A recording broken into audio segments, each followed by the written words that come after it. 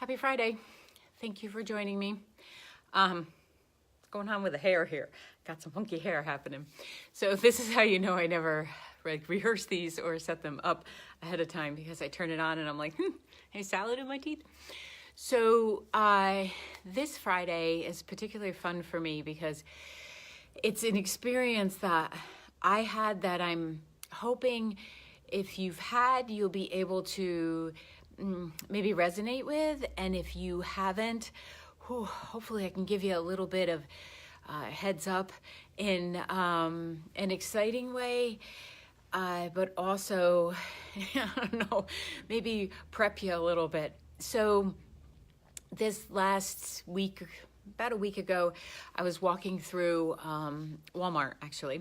I was buying that all-important toilet paper and paper towels for when you come into the office. You have supplies here. And I had this feeling come over me. Now, it wasn't completely an unfamiliar feeling, because a lot of the times when I receive an empathic vibe, I do get like this whoosh feeling. No, it's not a hot flash. People have asked me that. It's not. It's like where sometimes your hearing can go a little funny, or you can get like a little bit of tunnel vision. And it didn't get to the point where I was concerned that it was a physical thing. Well, that's not exactly true. There was a moment where I wondered if maybe I should just sit down. But so when this feeling came over me, I was, a little familiar with it, but also a little disconcerting. So I stayed with it because, I'm nosy. I want to know what's going on.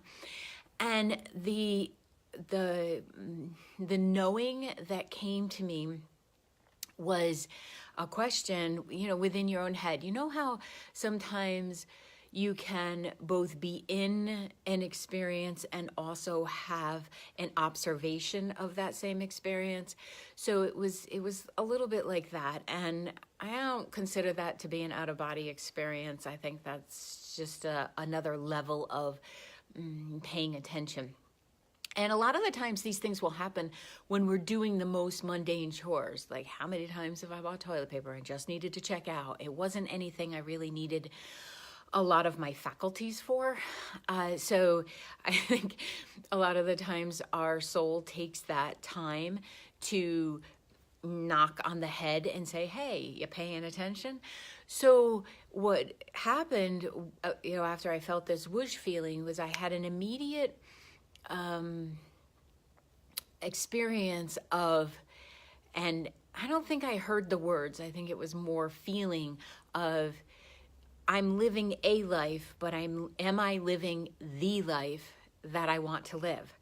Now, of course, we should have our most existential questions coming up in the middle of Walmart. Why not? Maybe it's the lighting, maybe it's the air in there. But it was definitely, and it still is a profound experience that as I was processing it in line, trying to get to my car, and not, probably wasn't my most gracious open self with the cashier. So sorry, whoever was on the register that day. I just needed to get outside and figure out what was this question that was happening. And it really hit me pretty deeply that it wasn't just the words, because the words in and of themselves aren't that powerful. It was more the experience and the energy that came with it.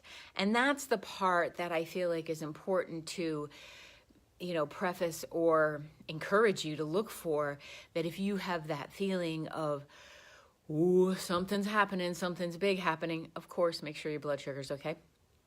But also, maybe be willing to recognize this as a little tap from your soul that is trying to get your attention. And it was trying to get my attention big time. So I just hadn't been paying attention. And, sometimes I like to take a break. And so I get out to the car and I'm like, okay, what was that? Because sometimes when you have these drop-ins, we don't always remember the words. Sometimes we'll have a clear knowing that we experienced something, or that we had a brilliant idea, but then poof, it's gone. And simply because I'm in the practice of really cementing whatever's coming through until I can put it as a note in my phone, or until I can jot down something. I actually keep a pad on my treadmill a lot of the times, because when you're running, stuff can come up and you can jot down one word or two. Sometimes it's a prayer, but most of the time it's a good idea. Might be a class idea or a blog or something like this, where this was purely about what was going on and why wasn't I listening to my soul.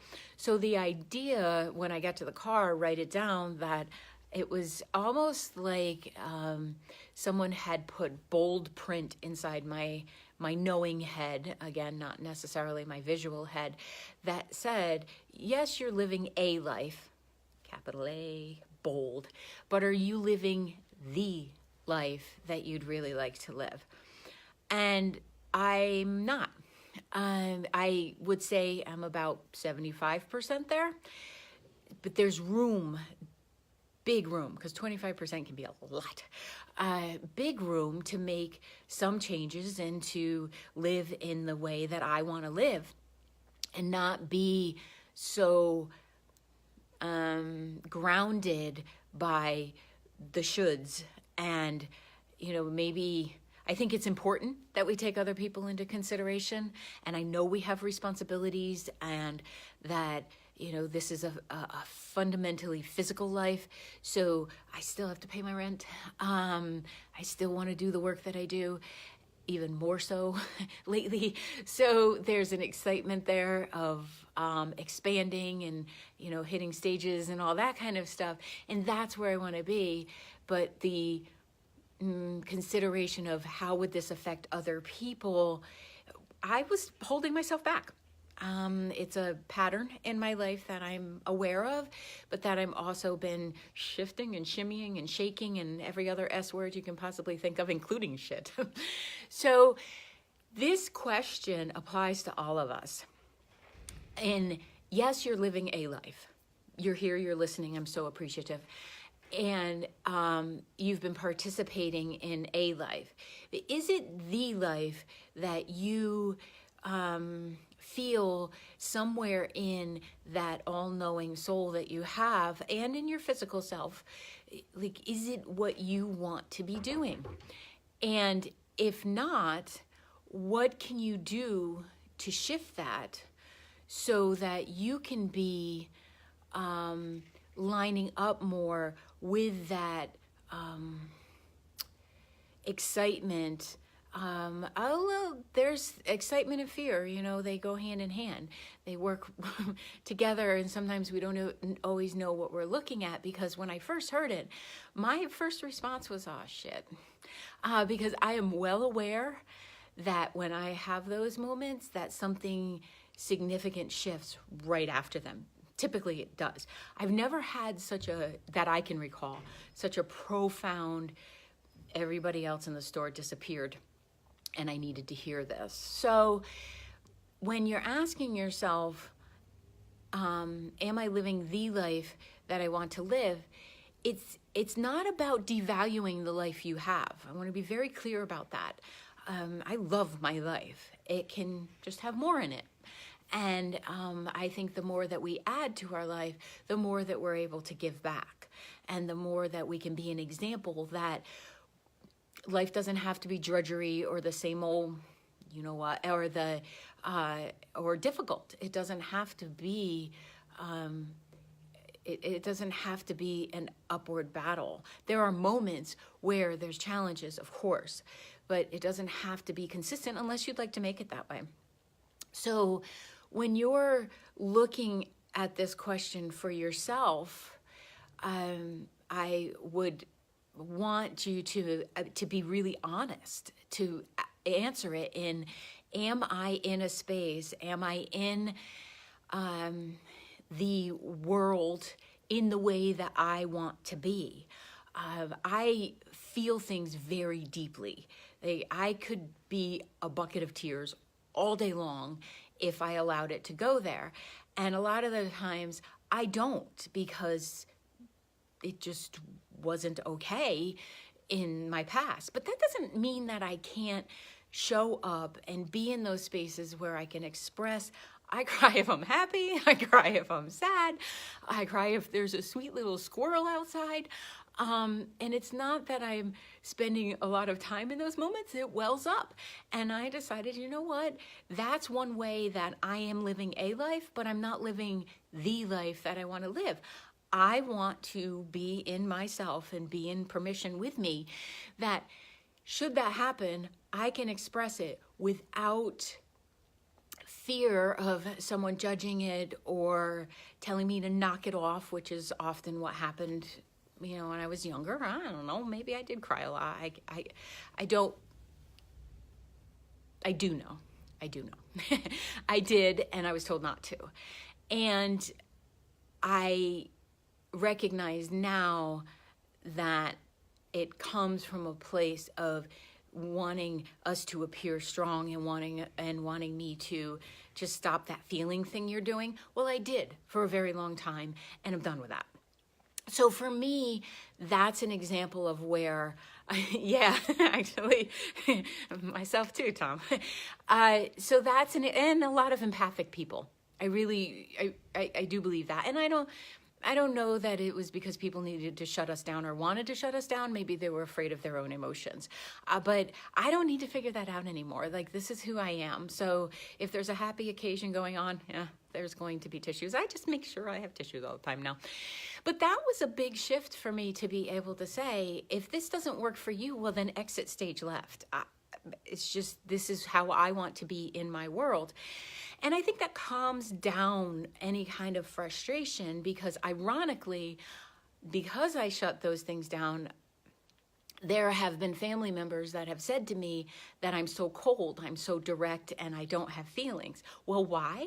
Well, because I was told to stop having feelings. So I'm a good girl. I listened to what I was supposed to do. And now I don't give a shit whether you like it or not. This is who I am, and this is how I'll be. And I hope that that allows for a more genuine interaction with people, because of course, if we don't put up those boundaries, then oftentimes it drops any kind of conflict that's there anyway. So where in your life are you presenting someone that you're not? Because that is a lack of authenticity. And if there's anything we need in this world right now, it's everyone to be their authentic, amazing selves, so that we can see how it all fits together and what are these amazing components that we have that can bring to the surface brilliant ideas and healing and ease. It would be very nice to be in ease. So when you're looking at what is the life that I'd like to live? I'm not talking strictly materialistic things. I'm talking more, how do you want to feel in the space? How do you want to interact with other people? Do you want to actually look at the stuff that you're carrying around that's no longer serving you? And I was still carrying a lot of stuff that I understood, I worked through, and I felt like I was in a really good place, but we can always keep growing, right? You can always keep looking in that treasure chest of emotions that are there that bring forth your true self. And I'm not saying that this is an easy process. You're getting to see it a week and a half later when I'm excited about it. Not a week and a half ago when I was walking around my condo a little catatonic, because I was like, well, how do I do that? Like, I thought I was living in my truly authentic self. So, and like I said, to the most part I was, but not to the place where I could allow those feelings back in, and I could allow somebody to be nice to me or to receive, or to simply be playful. And one of the things that helped, I went away over the Christmas holidays because I needed some space and I wanted to give myself some joy. And a friend of mine and I, we went tubing. If you can't find your child self, get your butt on a tube and fly down a mountain, because that will shake loose some junk. But I don't think I've laughed that hard in decades. And that is what I think was a precursor to this. Like, it helped me see, I want more of that. Like, I'm willing to put in the work, and I'm willing to show up, and I'm willing to heavy lift when necessary, but I want some of that too.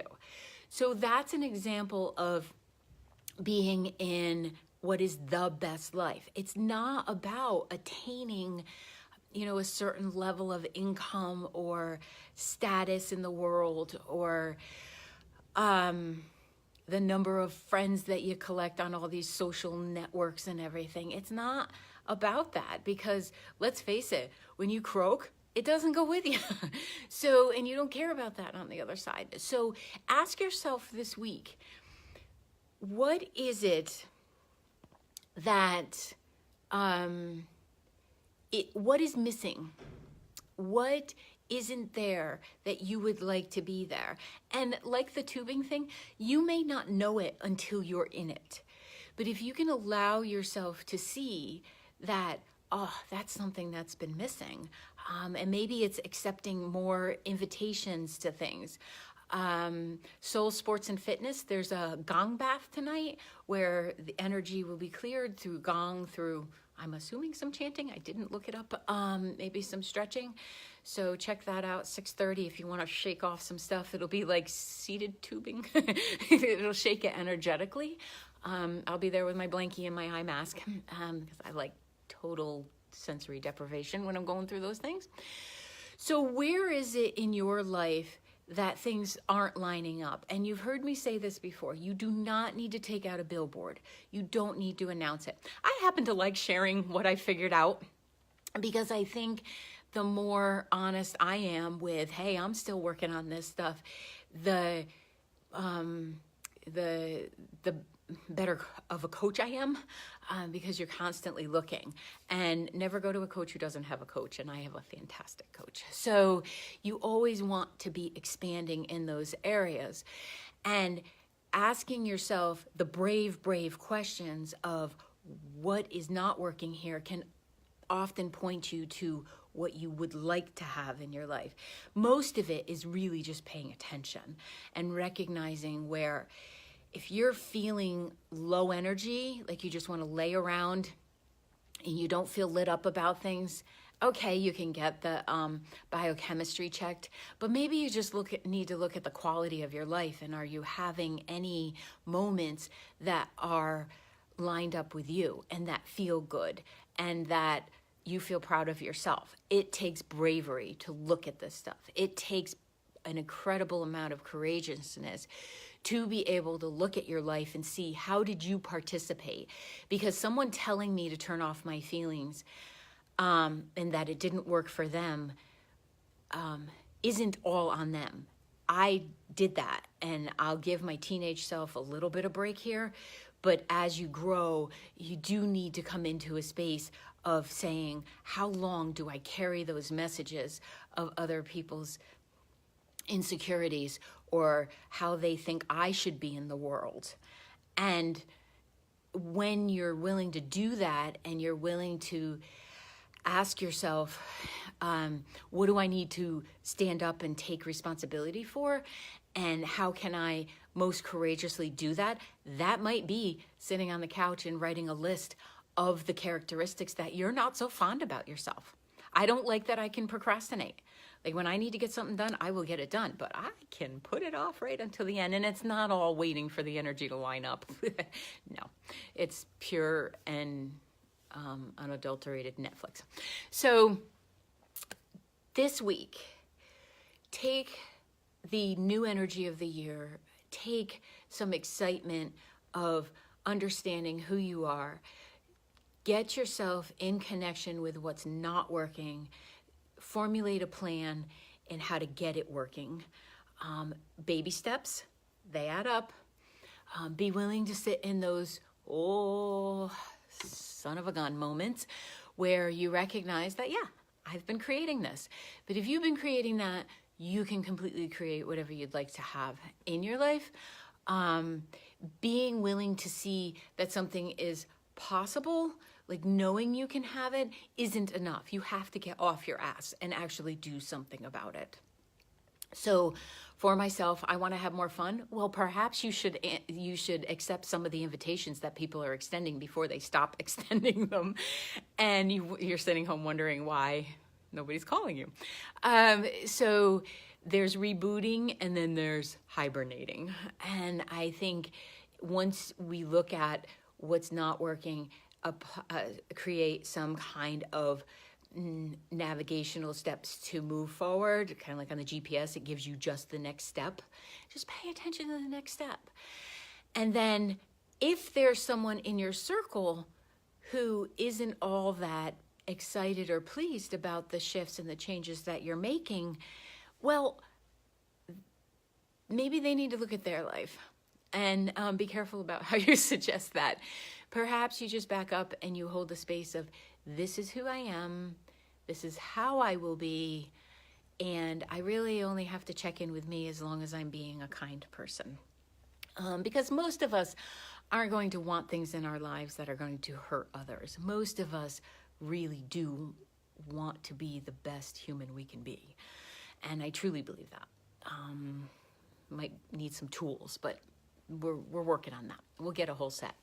So I am absolutely going to be in this space of constantly asking myself, am I living the life I want to live? And it could be that day, yes, I do just want to stay home and I want to stay in my pajamas, and I want to flick through the channels, and that would be great, because then it would be conscious choice rather than avoiding the idea that I'm living life and I get to the end of my life and I look at it and go, why didn't I do those things? I'm not going to be that person. No way. So I hope you'll come along in whatever adventures I get myself into this year, and that you ask yourself, how can you be in the best life for you? And then you create the steps to go do it. So got to go work with somebody who's already asking those questions. So I will catch you later. Hope you have a great weekend and have fun.